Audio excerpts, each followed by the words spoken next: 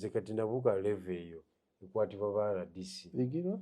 I'm telling you. Ngamba RDC we buyende? Akole ki?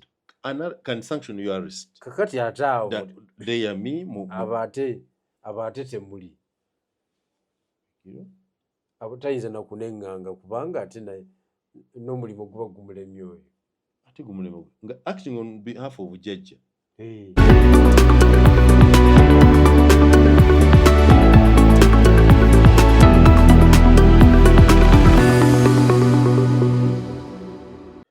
Nkwaniza ku SML News nga bulijjo lyotya munafa tukubira we bali emirimu gy'okola lyotya n'abantu bonna gy'osinzira bali kulwanyisa.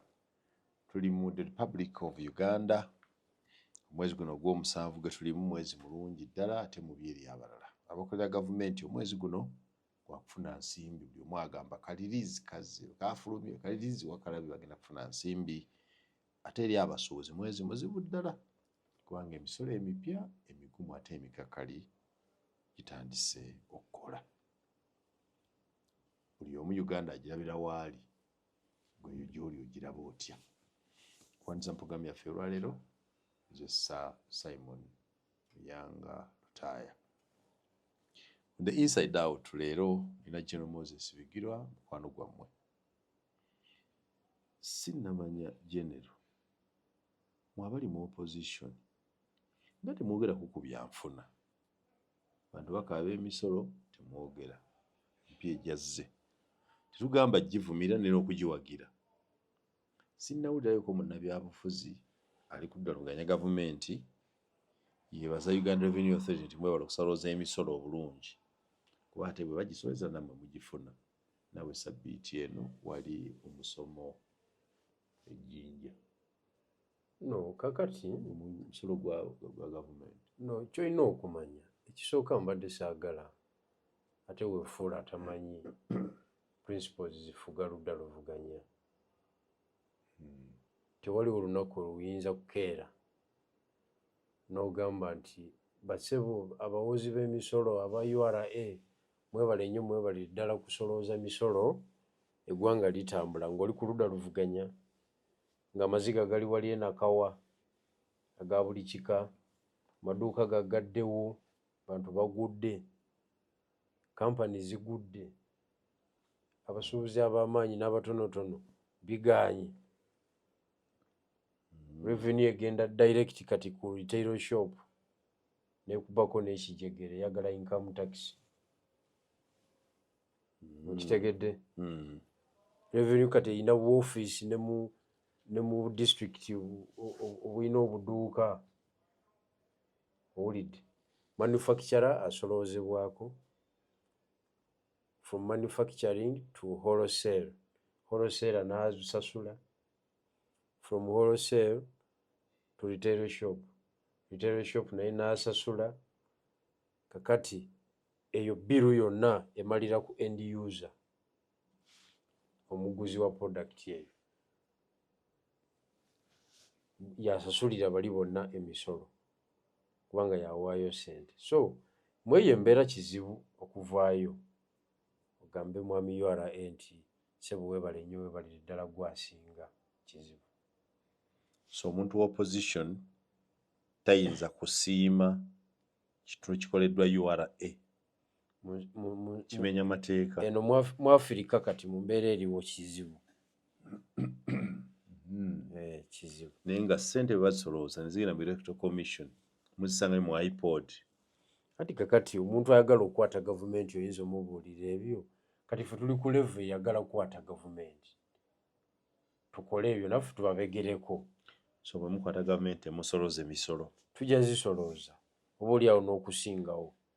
Naye ate tujja kukolera abantu ebintu ebirabikako. Ebyabano tebirabika. Owaye bibadde biwanvu. Tukanye. Omanyi Bigirwa laki nkubuuza ebibuuzo njagala obeere wanjawulo ku bannabyabufuzi abalala. Gwe ddala tulaba gavumenti eno kyekoze. Anti kakati Kampala mw'oyita Makindi Josa tolina luguudo lwa nti lukoleddwa. Anti lindako kati. Gw'oyagala mbeere gw'oyagala kati nze gw'omanyiize kye mba njagala okubeera olyoka oŋŋambe nti gw'oyagala mbeereko wanjawulo. Nkola naawe buli nnaku because I want you to be an objective politician. That's when you'll benefit me, an objective politician, because we do not have those. Kati ate oyinawo omuntu ali objective nganze tomuyinaawo.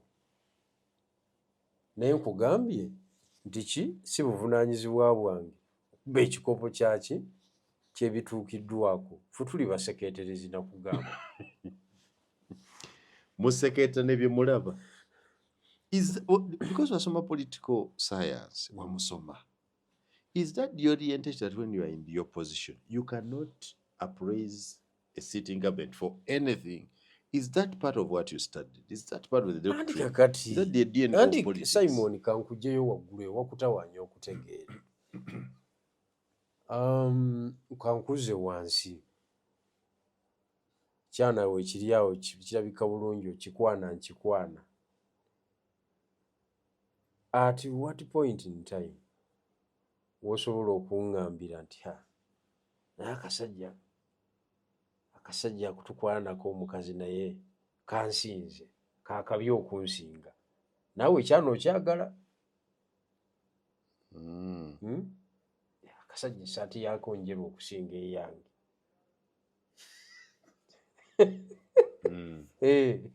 Sigambye zino zetwambadde wano.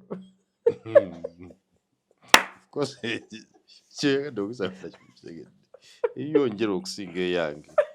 Enjawulo being nti ze ntambulira mu taxi. Sigambye ffe zetwambadde wano. Okuja ku macyange eyange enjeru okusinga ekisamba. Nkiwulira ekisamba. It is okay. I can buy that stamp. But the honest part of me is that I will say to Bigirwa, this is a better brand. Kati tuli wali twogereza ekyana ffenna. Oyinza gwe okuva ku bibyo wagire mu nze? The answer is no, tekisoboka. So kati gy'ompushinga practically mu politics tekiriiyo. Era tekisoboka. Naye ng'ebirungi oba obitegeera. Because there are two things. Waliwo okubitegeera nga tusobola byogera. Oba obitegeera. Mu retreat gye twabaddemu. Era natuuse n'obbagamba ninayo bannange. We are talking about dialogue. Dialoguing. But this is a formation of opponents.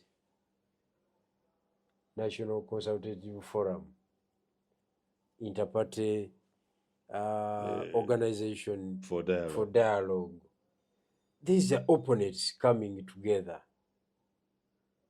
We are opponents. It is very difficult to agree. Mu National Consultative Forum NRM mweri. Bulungi nnyo era ye current chair. So mwabadde nayo mu meeting.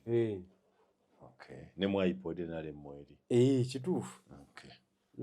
Nene mbagamba bannange waliwo ebintu bye tulina okwogera kati nga abantu abali serious, abantu abakulu. Are we meaning dialogue? Is NRM serious?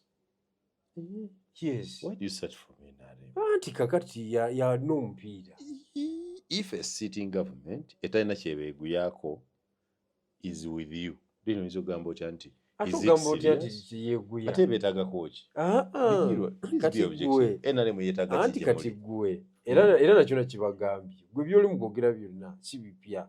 Twabiyiwa mu dda amazzi. Era nakibagambye nti kati mubeerawo ne mugabano ssente biki NRM ate ssente n'ebuyoola n'ebutwala. Kati ffe batalina babaka mu paalamenti ne mutusibira ebweru. Naye nezijukiza NRM timusanyu mu kitegeere nti mu 1980 there was big parties. Era nezingira parliament nezirya. The small party then, the UPM, after 5 years, caused the political change. Okugisibira wabweru mu nteekateeka. Wadde obagamba. Anabagambye ne mbajjukiza ku ekyo. So temulowooza nti ffe be mwagala okusibira ebweru mu bintu bino tetuyinza kuvaako mberebezi kyali kibaddewo. Olwabadde olwanira ki? The point is good, but what is the objective? Wadde olwanira ki? To open up the space for Common Man's Party. Yes. You remember ku platform zonna kuva mu iPod, because nze toyinza kungamba nti having members in parliament, that is the only qualification for someone to be a politician in the country. So you want iPod? Ojagala. You believe in it? nze nalaba nga waliwo tusobola okwakiivingirayo. mu iPod. Eh, So are you happy nti Trump yayingiddeyo kuba yayingidde yagaana luli naye kati yakkiriza? Okay, Secretary General NRM Richard Torno yalaga nti NUP ne Yamugisha Muntu ANT tubikkiriza byegatte mu iPod. anti NUP obuzibu bwe yakola yeekolako disservice. Mu kusooka teyategeera mugaso gwa platform eyo era negidikampaininga. Kati ate enjala egirumye to the maximum, awo nejja kati yo ezze bya ssente. Wanti njala egirumye oba otegeeza ki? Anti for them they came because of money, not because of the objectives of the iPod. Kati ate ffe Common Man's Party ffe ate twagala kutunula mu Museveni mu maaso, ensonga zaffe aziwulire. Ng'olulimi si lulungi n'okuya enjala egirumye. Because yali alinamu ku maanyi ag'akawogo mu nsawo yanafuya ebyo negamba ali eyo Agenda kunywa mu kunywa obucaayi n'ejjajja bw'aba nafuya bw'ati ate kati be bawandiise n'okuwerekezaako ebigambo ebiyitirivu ennyo. Mutusibire ebweru mwagala kulya mwekka. Kakati abo ebyabwe bya ssente. Twetaaga nnyo okudibetinga nnyo bintu byabwe. Kati ffe kubanga oli alina obubaka bw'atatera kufuna abeera mu bawagizi be buli ddakiika. Common Man's Party yokka yesobola omuhandolinga that level. Lwaki tulowooza nti NUP which by facts yina majority ey'aba political prisoners today, lwaki tokitwala nti baagala okutuuka mu platform eno basobole okutegeeza ono nti abaffe bali munda? Why do you want to trivialize it to say njala money? That is it. Boogera kimu bibiri. We don't have money to carry out our operations. We have been blocked to be our membership has been blocked. iPod boogera money.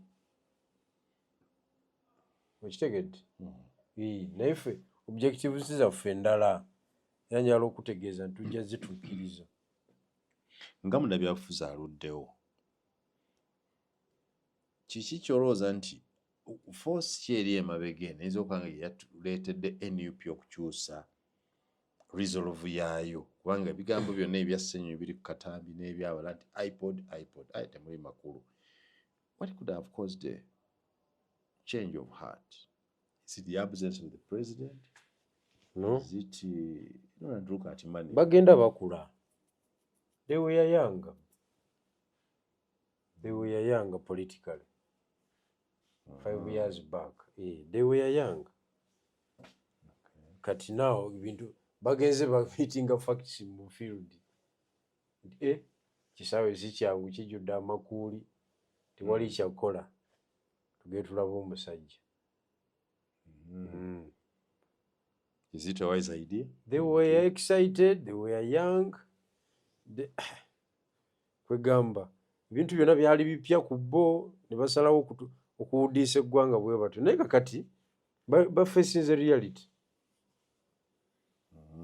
Yes.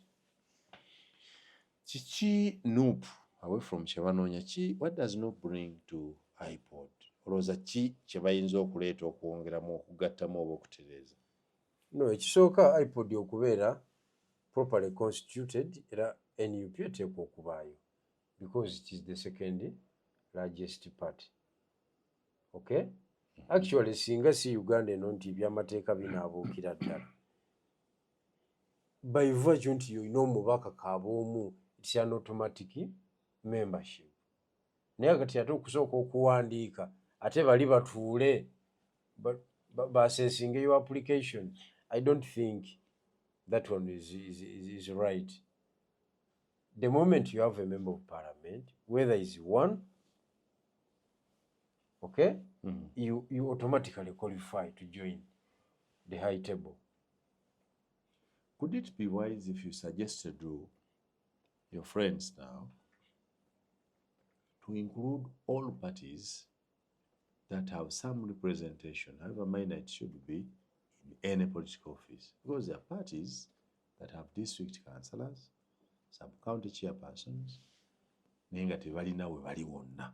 But there are parties ground Katinga Common Man's Party in my home district, Kaliro, in a leader at the district level. A district councillor, si muntu gw'oyisaamu amaaso. Yes. If a party has at that level, why should it not be considered to belong to IPOD for that matter? Anti era ekyo nakibagambye, era tugenda kwongera okibagamba, era tugenda na kuwandiikira secretariat ya IPOD ne current leadership, kubanga parliament teyinza kubanga ye qualification ya knowledge, because even even the so-called small parties, we also contribute to the development of democracy. So as we talk today, ani abakulembera NCF Mwoli, ani akulembera IPOD. IPOD yagikulembera DP Siranda ne Mao be bali mu kintu olwaleero. NCF yes, NRM yagikulembera anda Kiwanda yaliyo ku NRM. Deputy NUP Lubongoya ye vice chairman wa NCF Nankai Katana. So bwe mwali Busoga mwali na bantu ki? Give us some of the names bwe mwali nawo tulabe composition from different parties. No, parties zaweereza abantu bazo okusinziira, because parties ezaliyo. When I say notable names, otegeera benjogera. We mention parties. What individuals? Because this is a formation of parties, not individuals. Kwe tumanyi banno be walabayo. Anti kyenkugambye. NRM yaliyo, DP yaliyo, UPC yaliyo, FDC yaliyo, Anti yaliyo, wali awo party nange nagirabirawo bagiyita batya. Okay, Common Man's Party yaliyo, ani omulala, Jema yaliyo, ani omulala awo, PFF yaliyo, I think bewe baweddeyo. Ne ya Nankanyi, ne ya Muhammad Nsereko, Secretary General yaliyo. Economic what? Party? Uganda Economic Party? Is it that? No. Ate yakabuleeta. Yakabuleeta tiyaliyo. Kabuleeta baakimuggyako ekintu. Takyakiina. Olwo abayaya abalala baakitwala. So that is it. So it's information of parties, not can need si kakulu. Tewakagala. Need. Ya kabuleeta. Olaba nga tekola. Mbadde mpulira abaagala okukyusa etteeka mu parliament okulonda leader wa opposition kukyusibwemu. Statement esooka yava mu basement. Wa basement yaga nti nzijja Ssenyonyi Munona. Kiddira kwe kuleeta omubaka Namara Dennis Namara we bwe yagga nti aleeta ekiteeso akyuseemu. Amaloboozi aga nti bakyusa amala nti nedda. Tonnavaayo kulaga ndowooza embulambulukufu ku ekyo. Kakati ekyo ekisooka era twakyogeddeko naddala Clerk to Parliament yaweereza mu ku senior staff be okutwadressinga ku ngeri Parliament gye conductingamu business in relation with the political parties. Naye etteeka eryo obuzibu bwalyo obujjidde kwe kutabikamu aba independent, okwagala okutabikamu aba independent. Obwetaavu bwa collective decision making ku bibiina ebikola oludda oluvuganya weebuli. Okay? Mu babaka abaliyo. abaka baali agadde okubaako ne kye basalawo kwoyo agenda obakulembera. Okay? Ekyo ne kiba bwe kityo. But bano we bakola amendment ne bateekamu aba independent. Independent is a different shades of opinion. Aba independent woba oli mu parliament ng'oli independent, you are purely independent, but bakolayo n'ekintu kye bayita dean of independence, which is illegal. You can't be an association of independence. You said you are independent. Ate wegatotya ku independent muno muba temukyali independent. You become a force. It becomes an ideology. Yet independent is not an ideology. Independent see formation So, simply. so they don't Wabeewo qualify. nampala w'aba They don't qualify to participate in an election of the leader of opposition because they are purely what? Independent. Era bwe bakyononedde awo ne kibula omulamwa. But this is my thought as an individual.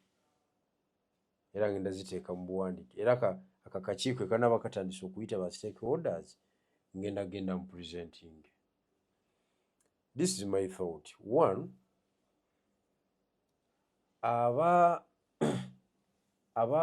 mu 2:5 amendment yakolebwa, I mean etteeka eryakolebwa eryo mu Political Parties and Organization Act teryatunuulira official leader of opposition twatandika nayo bubi. Take a peek and give it to me. Twatandika nayo bubi. Twali tukola the Kenyan model whereby nti the second presidential candidate abadde owookubiri, the presidential candidate yaba yejjira wano akulembere. Omuntu yeetoolodde eggwanga. Omuntu yeetoolodde eggwanga akubiddwa tiyagas alwaje n'ekintu aggyeyo $3.3 million. Okay? Aggyeyo $3.3 million ez'obululu nga Kyagulanyi bwe yaleeta. Omulese wa bweru odidde an ordinary MP from a certain constituency katugeze afunye obululu 5,000 oba kale 1,000. Kati nga Mpuuga wali e Masaka yalinga afuna gumu 2 oba oyise. Okay? Olaba nga mandate ntono. Omulese, okay, with not even Honorable Mpuuga alone, but any other MP, omulese alidinga oludda oluvuganya mu parliament. N'omuyiwako resources. Omudidi, Land Cruiser government, pick up e Mukuuma, office Mwaliro Mulamba, Southern Wing, ne budget nga nezagabako weziri awo asika ka drawer bwati akusiibula. Akusiibula. Kati omuntu oyo oba oleese obuzibu enkwatagana ye ne bali abamuweereza. Oba oleese obuzibu kubanga alivinga mu bulamu bwa njawulo n'abamuweereza bali mu bulamu bwa njawulo. Kati ekyo kivuddemu ki? Kivuddemu ebibiina okusasika. Era ezimu ku nsonga ezaakuba FDC ekigwo n'enkoona n'enywa wansi was that position, that office of leader of opposition. Dr. Besigye ali wabweru wa parliament yalya tiyagaasi yakola atya, bano bali wano balya ne jjajja. Bafuwa luzungu bagula masuuti bakola ki, tobanyumiza bya tiyagaasi. Conflict eteekwa okwarising oba oyagala oba toyagala. At the end of the day tugenza okumaliriza ng'FDC evuddemu ebibiina 3. Yes. Because of that office. Ne bwe yaluzinga that numerical strength egiwa okubeera mu office eyo, NUP n'egikwata yagivugamu emyaka 2.5 nevaamu ekibiina. That office. Kati in conclusion kitegeeza ki? Nti office eyo benefit nze NRM okusinga ebibiina ebirala era oludda oluvuganya nakibagambye n'enviiri ne zibava ku mutwe nga tebakiwuliranga nako ne mbagamba me as Secretary General of Common Man's Party, me I think that office is irrelevant.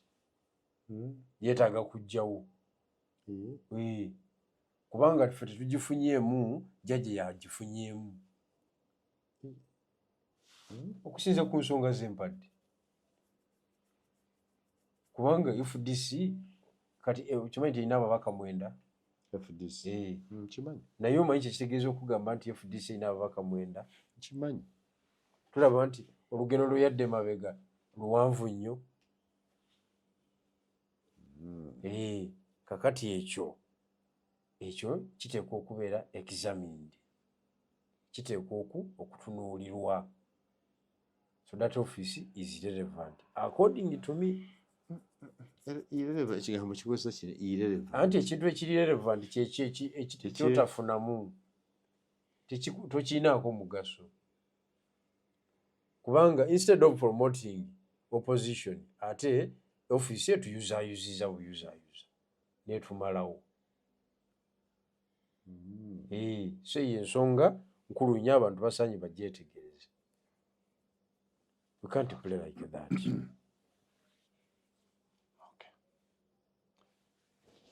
Bamutuufu bwe ngamba nti you have no direction. I am just being honest. Mwenga opposition. Ate waliwo oludda luvuganya. Sagala ogambe nti mwenga opposition. Ekikulu ekiriwo kiri nti we are opponents. CP is an opponent of FDC. Is an opponent of NUP as it is an opponent of NRM. The same applies to Common Man's Party and the other parties. Fenna tewaliwo kibiina kiri awo kitugatta nti kikino ekyopposition. We are parties independent. So buli omu akola bibye. Practice bweri kubanga nange yaleeta endowooza ez'enjawulo ezisobola tuposhinga bazisuula mu kasero. So kila muntu kwa namna yake. Wabadde n'omukisa nabo tewabiza okusiza because you had an opportunity with them. Lwaki wabiza okusiza eno nabawandikira nga mbagamba kino na kino? Ngenda baddamu ati mbatandiseeko. Ngenda baddamu next week. Ngenda baddamu. So ensonga ya Dennis Namara ey'okulonda leader of opposition gwe ndowooza yiga nti tukireke kigende nga bwe kiri. Endeeta gye bagireetamu nfu. Nze proposal gye nteeka ku mmeeza ya kugiggyawo. Terina makulu. Under General Kaguta Museveni terina makulu. Buli leader of opposition gw'oteeka wali jjajja gw'atwala. Ekoze gwa kutta balwanyi baffe. Ebyobufuzi okubisobola tulina kuba nga tuli ku level y'emu eno. Tewaliwo asukkulumya ennyo ku banne enjala eringa etuluma tetuluma awo tuba tusobola okukola ebyobufuzi ebitegeerekeka. Naye gwe ssebo gw'omanyisa ennyonyi bw'atuuka. Nyumiza. Obadde ki? Nyumiza. Munene. Ssebo n'akatebe bakaleeta. Mu convoy. Ye kwagamba atya buti kumwogerera. Ku mikolo? Atya buti kumwogerera nti atandise okukola ebyabaki. Alina akatebe? Akatebe akkirizibwa okatuulako nga basoosezaawo kakapeti akamyufu. Ofiisi nnene. Ofiisi nnene. So that is it. Nze ndaba nga jjajja yagifunyeemu okusinga ffe. Ekiteeso ekyo lowooza kivuddewa kubanga ali mu basement yaga nti ali sure tikiteekwa okuyita. Era ali sure nti aba opposition yaga nti ba opposition bebagenda okukiyisa. Ali mu owa basement ye kati enzanya tugimanyi. In fact mujje bujja mu maaso awo tujja gifunira amagezi. Kuba tewaliwo kintu kitaliiko plan B tebakulimba. Tulaba nti Kagame yaggalira abantu biki naye aliko plan B. Ojja kuwulira nga bamutegudde.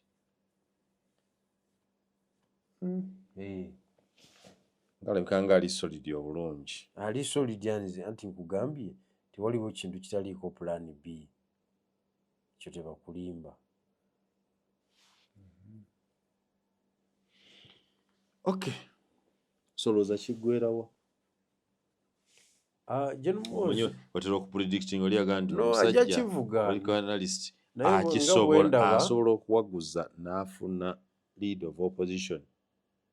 Jjajja ajja kiyingiramu kubanga kyonoonera jjajja.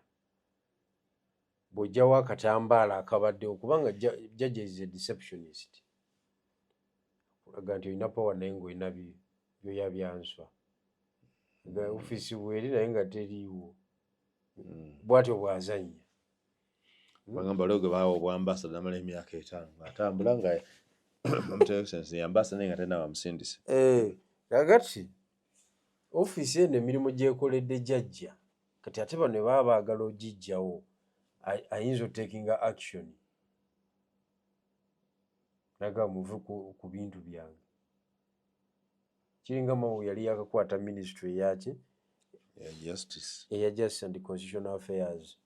Agenda otinkula fayiro bw'ati ng'agwa ku fayiro ya Nuupu nga teri mu constitution teri mu ki nga kumpi nga eri 45% out of 100. Nalowooza nti afunye nnyo n'akwata fayiro n'agiteekawo n'agitwalira jjajja n'agamba sijja bututawaanya naye buno tebuliiwo tubuwunzike. Jjajja n'amugamba sooka oleete ndabe n'ateekawo. N'amutunuulira n'aseka n'amugamba minisitule teriimu nsonga ndala zonna z'osobola kukola. Eno y'ensonga gy'olabye okutandika naye esooka.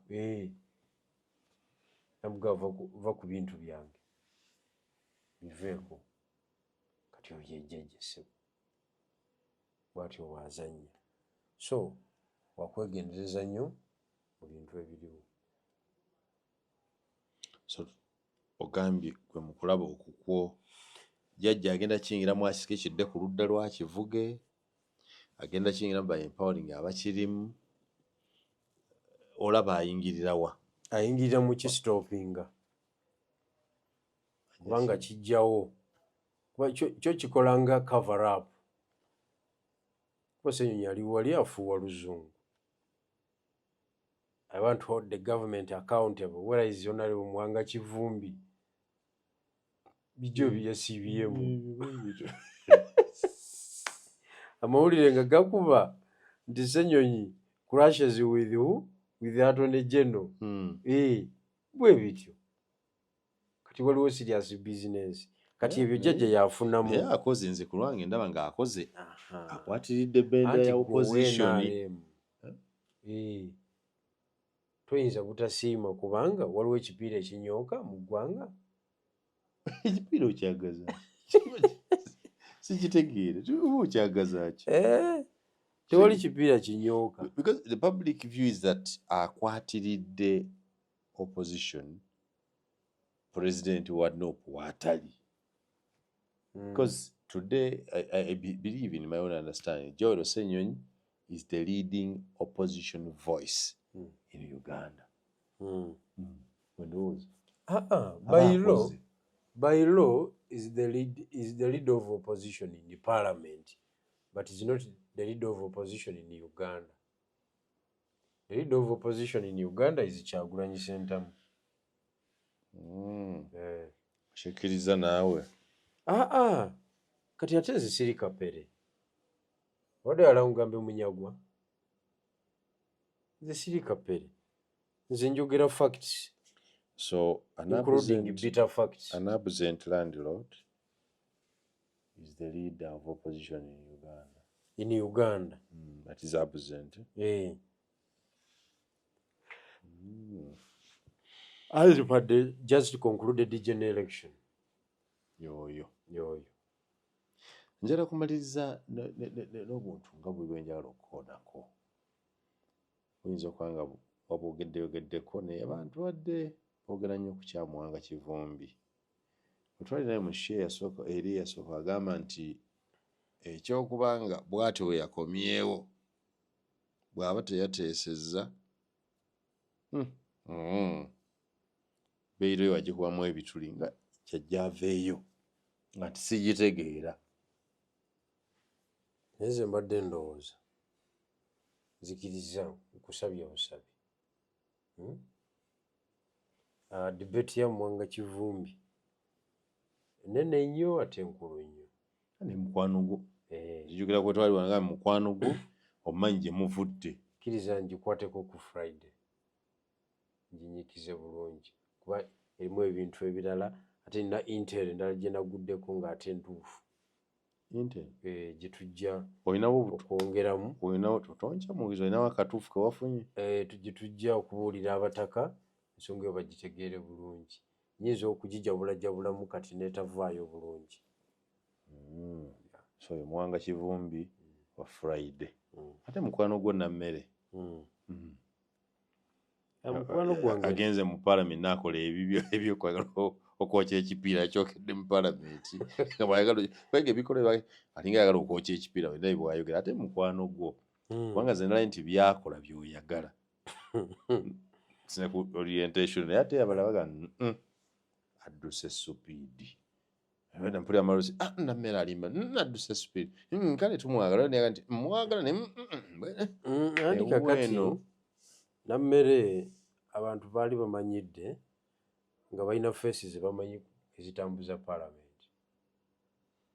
Kazina lwe kava wa Ssemuju kadda wa Sseggona, Sseggona bwakata kadda waani Ssekikubo, Ssekikubo wakata nga katambulira awo Asumani basaalirwa Namboozi yenyigamu katini kuba takaza debate wali ku floor soka kwetegeka nnyo naye bali bakafulu balooya kwetegeka nnyo ate okusoma byenjogera sibitegeera kati bo baakanganga buli akwata omuzindaalo niyo kama ng'oyogera otya kati Nammere yajja na kibbuli kye ye wa kibbuli kisooka munamateeka oluzungu lulungi nalukoneddemu n'ab'empinga batamatama naddala aba Buganda Busoga wano oluzungu lwakusooka kukiro naye Nammere Olungereza lwe is eloquent enough asobola okugusa kyayagala okugusa. Kati confidence agirina kati aba ajja kufa naawe kati ye akuba kuwaguzaawo awambewo. Jjukira ffe UYD tulinayo Brenda Nabukenya. Brenda Nabukenya yatulyamu olukwe emyaka gyonna gyali awo alinga atali mu Parliament. Nammere n'ava e Masaka eri ddakiika 2 n'afuuka ensonga ku fulo nga Brenda oli wali oli muyivu oli mulungi oweeka akazindaalo feesi erabika mangu ebimu ebirimu byokuwa akazindaalo obulungi bw'omuntu bwena osikiriza omuzindaalo liruuya ki bannange ddala ati gutomanyi bya muzindaalo bwetikisa omuzindaalo omumanyi gwe obulungi nabwo kusembeza ku muzindaalo fakita y'amaanyi abantu tebakoowa kutunuulira ng'okola ki ng'oyogera. Kiki ekyansikiza Brenda? What you need to find out. Yali Firebrand e Makerere kisooka nabira Firebrand nga no nakasooka ekyambogo ne mumukkakanyaamu awo yali president wa UYD nga nze mumyuka we ekiwulidde nayingira Parliament simanyi kyamutuukako anyway simanyi kyamutuuka waliko president wa UYD nali vice nga Brenda ye president national ekiwulidde kaka simanyi kuba n'okulabika takola ki lwaki toyogera ku naye temukyakwasa ate musange wa ayina essimu sisobola kunoonya mubaka wa Parliament ate nga wanoonya Nammere mu ofiisi ne bakuba ekifaananyi ng'oli mu ofiisi ya Nammere wali ogenze kukola ki Nammere ekifaananyi nzi yakiwaayo ni bakusanga okyegaana sagala ogambe nti bansanga it is not a crime. Did you go to her office? Yes. So you can't go to Brenda's office. You want to say Brenda does not have an office? Simanyi oba alina office. Every member of Parliament has an office. You don't know? I don't. But you see, you're looking to an ordinary MP ye aba alowooza oyagala musaba ssente okiwulidde era nze Nammere yaŋŋamba Pati Bigirwa gwe perception ababaka gye babeera naye eno nga bagamba omuntu atali mu palamenti yenna bwajja okumiitinga ekimuleese ziba ssente gwe nga tonsaba ssente ne mugaa ate kati nze yo level nagivaako ne bwe mba nga sikola ki sirina ssente ekyo si kyekigendererwa kyange nti okwate mu kasawo mpeeyo eyo level nagikola ki ayamwe secretary general naye nga kyayokya abantu baatya nkatuze wanna omanyi nammere yatugamba alina essimu special ekubwako omuntu ogwo yajja ogwo yes ayamba alowooza nti kogenze yagamba nti kuba kikube nga ndi wano naye jjajja abantu ba jjajja abasinga obungi babeera ku paalamenti ababaka baffe abaludde oluvuganya nga tebaddukangawo awo waliwo chifu whip naye akuba egi tebatuula naye basharinga ne bupijoni hall sebo tebakubeemu gwe tomanyi nammere akubeemu omanyi abakubeemu tubamanya anti kakati nantaba yagikubako n'agita naye nammere kati agikuba waliwo vice president waliwo prime minister bupijoni hall akasenyonyi kali wano no prime minister kali wano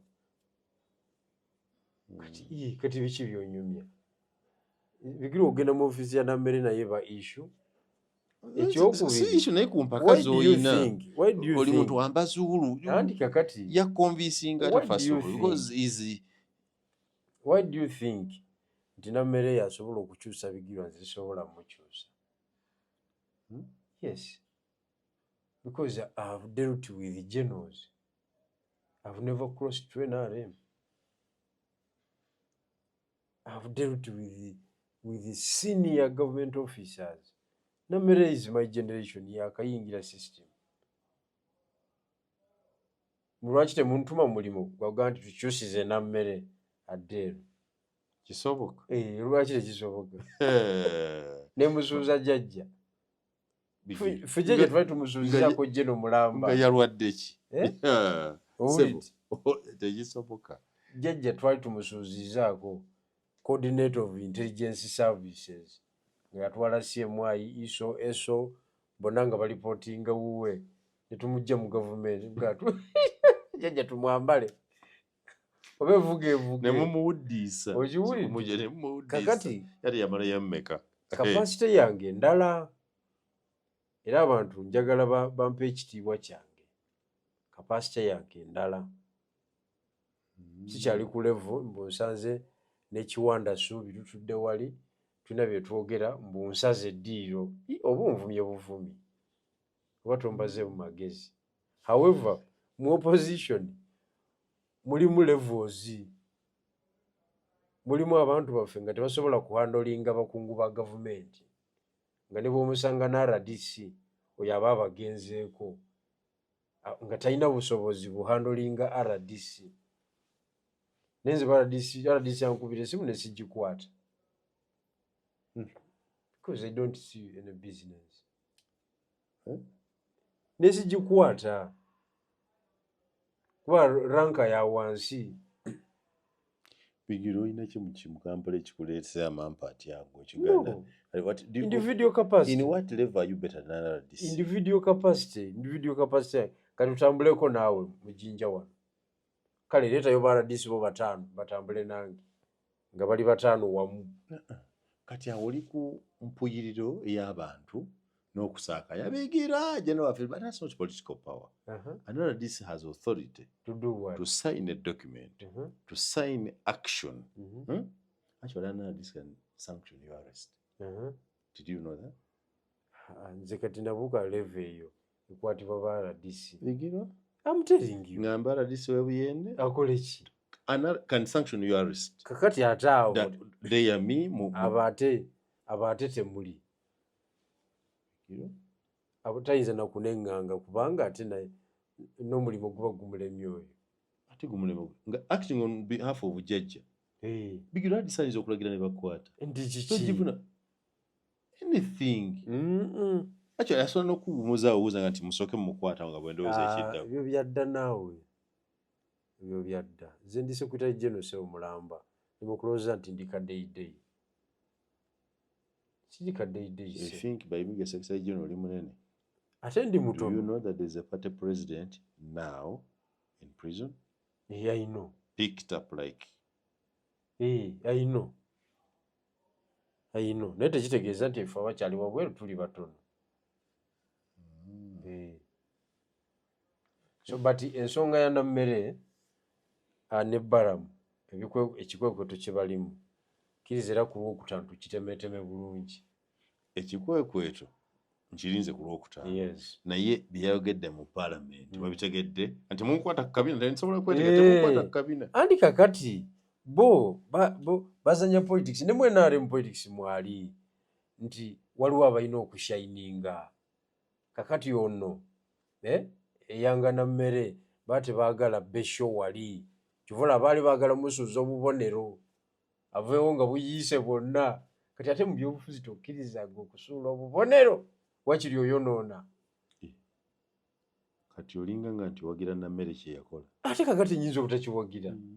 Ani gw'oyiisa amayinja sebonze ongambe nti va ku muzindaalo omukazi ayogera yamukuba kaama. This woman is one of the most humble. Have you associated with Ruth Acheng? You know Acheng. Simon tomanyi politics. Singa oba oli ku muzindaalo bwe bati ne wajjawo embeera egamba nti oguveeko nga tonaba kugusa nsonga yo nga mpuliriza kuba kati kino nkikuwa kikuyambe mu maaso. Oli ku muzindaalo okiwulidde n'oba nga tonaba kugusa nsonga yo oli najja n'agamba byoyogedde tobite sooka oveeyo tutereeze oba oweddewo. Tokikolanga era bw'oba olina obusobozi obumuwa muweerewo otereeze ensonga oveewo nga sita. Kati ye Nammere kye yazannya ekyo. Yavuddewo nga sita. Era amayinja ge yagasigazza. Really? Ngatandoaga nti waliwo naye nti mwagala nnyo naye nedda. Tebamanyi bya bufuzi abo bamanyi ebyobufuzi. Kati Nammere omuntu eyanoonya obuwanguzi bwe after 2 weeks nga bamututteko n'abufuna mu ngeri yonna ogaye nti onoomukubira wali ku muzindaalo gwa Parliament. Akukuba n'akugjamu amanyi. Omukazi eyamukubye akaama mu kutu yaliwandiisa akapapula. Andi kakati yabadde nga kakati Simon Kangubuulire wali obaddeko wali osimbyeko layini y'emmere nga babadde tebanaba batuukako ku ssomero. Tebanabatuukako mmere ya mukolo tenti banagituukako gwe enjala ekususeeko enojja mu layini oli najja n'akugamba mukulu mukulu tebanaba kubasitula beera mugumiikiriza ddayo wali embeera eyo gye banaginga otya Simon okitegedde kakati embeera gye bali baagala oteekamu mwannyinaze okitegedde nti mukulu tebanaba kubagamba mwabavudde Masaka abavudde Masaka mubadde temunaba kukola ki kuwengera bulungi. Kati Nammere yazannya nga sita omanyize embeera eyo yantuukakokko baali baagala kunzija mu layini ey'emmere. Njagala kumaliza puso ya leero yali mbeera nzibu nnyo. Owagira Nammere ekyeyakola emirundi 120 yali mutuufu obutayiwa mayinja kuba yali ku issue ya local government, issue eri ku kulonda ku LC abadde rising matter mu doketi ye ate kati ng'omuzzamu ebyo bw'atuuka ayiwa amayinja. Leka naawe Simon nawe tokkirizanga okuyiwa amayinja nze nkubuulidde wakiri oyonoona ebiriwaawo. Tumaliddeawo olaba onsindika mukoona tumaliddeawo leero nze Simon Yanga Lutaya.